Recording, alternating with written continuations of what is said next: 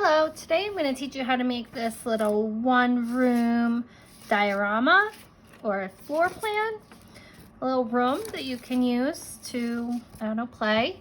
You can make some little people, you can make some furniture. It's just kind of a fun little activity. So to get started, you will need a piece of paper. You'll need scissors, glue, and if you have crayons or markers at home. To begin, you're going to take your paper and you're going to fold it in half like a hamburger. Open it up, fold it in half again like a hot dog so that you have 4 rectangular boxes. You are next going to cut up the center line from the bottom of your paper to the middle. This is where it gets a little tricky. You are going to fold your paper over when you're ready to, when you're all done with your details, you're gonna fold your paper over.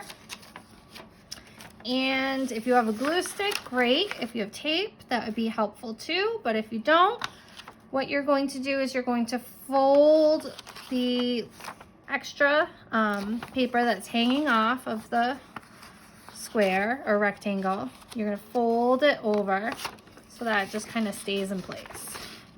Fold this over so it just kind of stays in place. Now it's time to design your room.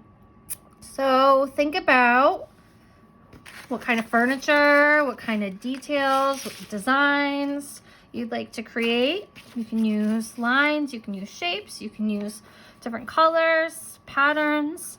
It's really your own floor plan design. So you need to think about your room. You are going to have the floor. You are going to have 2 walls. So the tricky part is figuring out which direction your wall and all your furniture is going to go. So think about this as one wall. And then this is going to be your second wall.